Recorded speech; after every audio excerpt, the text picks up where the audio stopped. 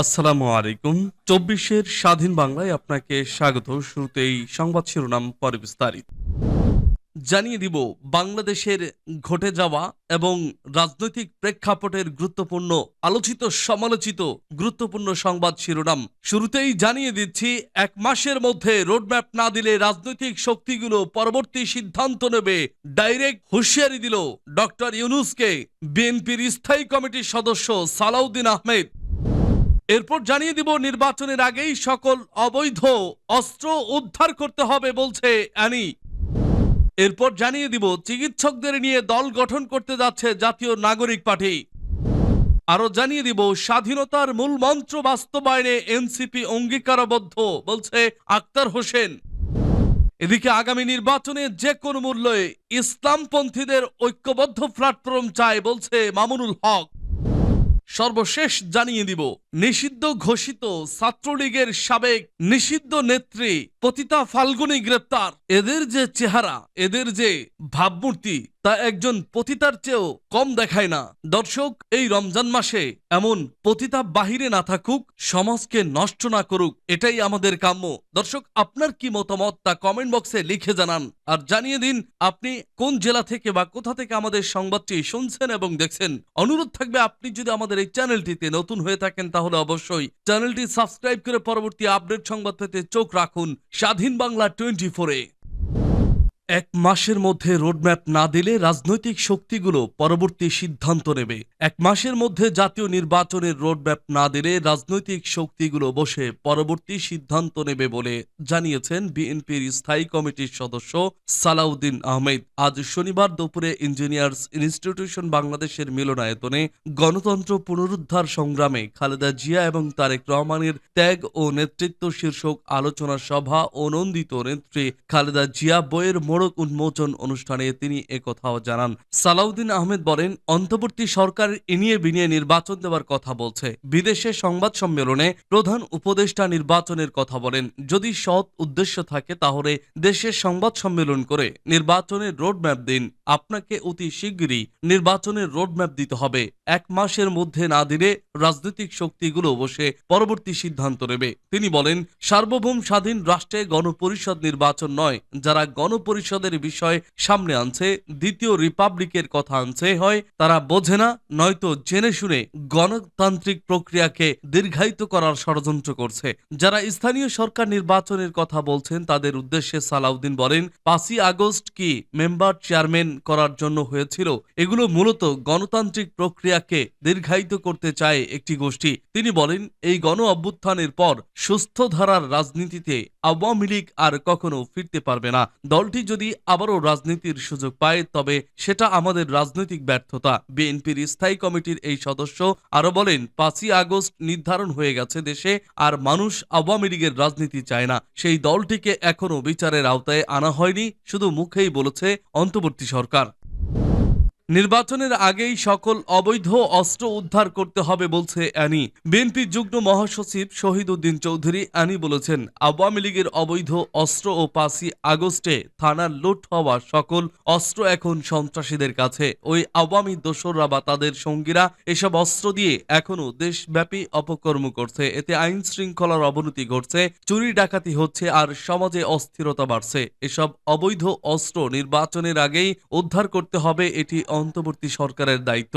বুধবার দুপুরে লক্ষ্মীপুর জেলা বিএনপির আয়োজনে বন্যায় ক্ষতিগ্রস্তদের মাঝে ঢেউটিন বিতরণ কার্যক্রম উদ্বোধনকালে প্রধান অতিথির বক্তব্যে তিনি এসব কথা বলেন। তিনি আরো বলেন, একদিকে নির্বাচন, অন্যদিকে সংস্কার আর অস্ত্র উদ্ধার করতে হবে। সেটা না হলে সন্ত্রাসীরা নির্বাচনে অস্ত্রের ব্যবহার করবে, এটা আর বাংলাদেশের মাটিতে হতে দেওয়া হবে না। ফ্যাসিস্ট সহ অন্য কারো ষড়যন্ত্র আমরা খুব সহজে মোকাবেলা করতে পারবো। সবাইকে আরো সজাগ থাকতে হবে।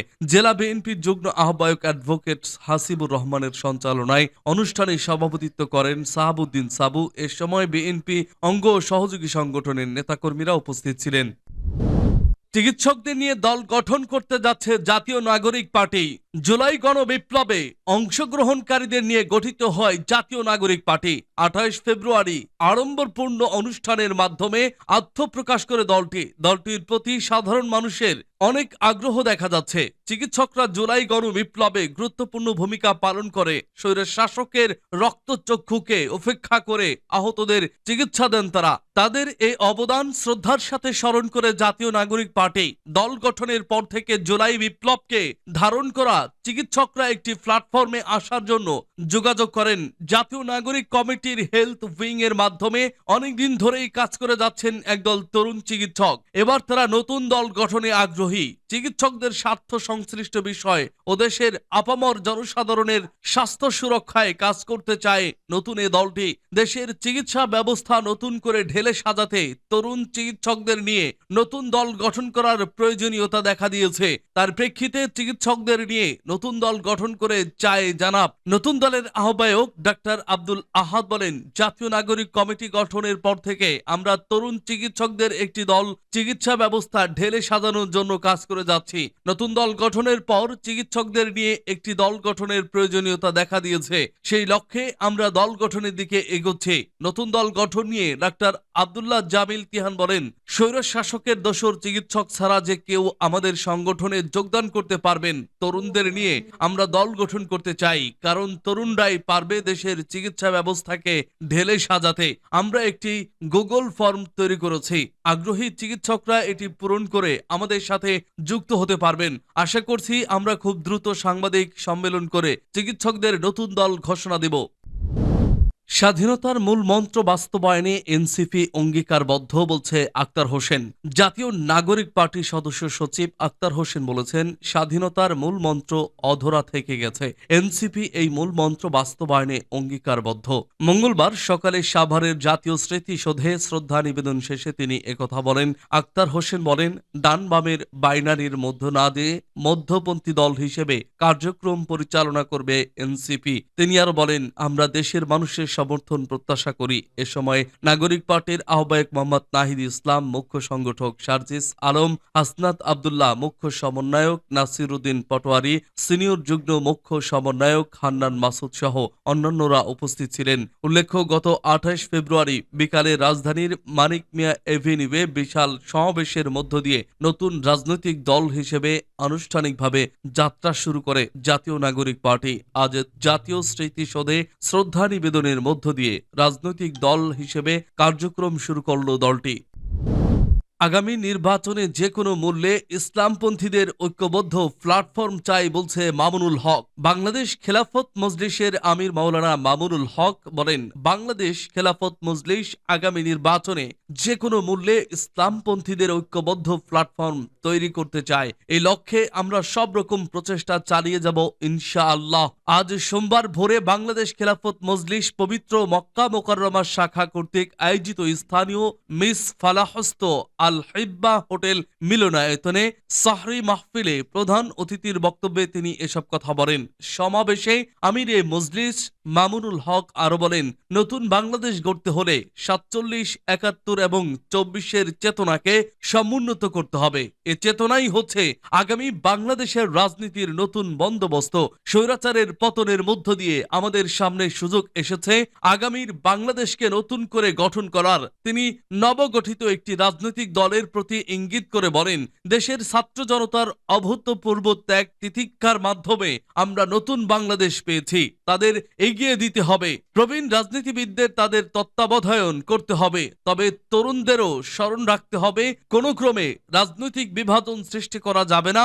দলগত বিভেদ, মত পার্থক্য থাকতে পারে, তা কখনো যেন পতিত স্বৈরাচারের পুনর্বাসনের পথ তৈরি না করে। এ ব্যাপারে সতর্ক থাকতে হবে। সংগঠনের পবিত্র মক্কা মোকাররমা শাখার সভাপতি মাওলানা হাবিবুল্লাহ হারুনের সভাপতিত্বে সাহরি মাহফিলে অন্যান্যদের মধ্যে উপস্থিত ছিলেন বাংলাদেশ খেলাফত মজলিসের কেন্দ্রীয় সাংগঠনিক সম্পাদক মাওলানা আবু সাইদ নোমান, হেফাজতে ইসলাম বাংলাদেশের কেন্দ্রীয় যুগ্ম সাংগঠনিক সম্পাদক হাফেজ মাওলানা বুরহানুদ্দিন কাসেমি, হেফাজতে ইসলাম বাংলাদেশের কেন্দ্রীয় সহ সমাজ কল্যাণ সম্পাদক মাওলানা আলী আজম, মাওলানা অলিউল্লাহ শৌকে, জয়নাল আহমদ, জামায়াতে ইসলামী মক্কা মহানগর সভাপতি আহমেদ আব্দুল বাকি, মক্কা মহানগর বিএনপি সভাপতি আবুল কালাম আজাদ, মাওলানা ইসমাইল হুসাইন, খালেদ সাইফুল্লাহ ছাড়াও বাংলাদেশ খেলাফত মজলিস, হেফাজতে ইসলাম বাংলাদেশ, বিএনপি, জামায়াতে ইসলামী, ইসলামী আন্দোলন সহ ভ্রাতৃপ্রতিম সংগঠন সমূহের স্থানীয় নেতৃবৃন্দ। নিষিদ্ধ ঘোষিত ছাত্রলীগের সাবেক নেত্রী ফাল্গুনী গ্রেপ্তার। নিষিদ্ধ ঘোষিত সংগঠন ছাত্রলীগের চট্টগ্রাম বিশ্ববিদ্যালয় শাখার সাবেক সহ সভাপতি ফাল্গুনী দাসকে গ্রেপ্তার করেছে পুলিশ। শুক্রবার রাত 10টার দিকে ঢাকায় বইমেলা থেকে তাকে গ্রেপ্তার করা হয়। শনিবার ফাল্গুনী দাসকে আদালতের মাধ্যমে কারাগারে পাঠানো হয়েছে বলে জানিয়েছেন ঢাকার শাহবাগ থানা পুলিশের ভারপ্রাপ্ত কর্মকর্তা ওসি খালিদ মনসুর। শাহবাগ থানা পুলিশের ভারপ্রাপ্ত কর্মকর্তা খালিদ মনসুর বলেন, নিষিদ্ধ ছাত্রলীগের চট্টগ্রাম বিশ্ববিদ্যালয় শাখার সহ সভাপতি ফাল্গুনী দাসকে আটক করা হয়েছে। তাকে শনিবার কোর্টে চালান করা হয়। তার বিরুদ্ধে সন্ত্রাস বিরোধী আইনে মামলা হয়েছে।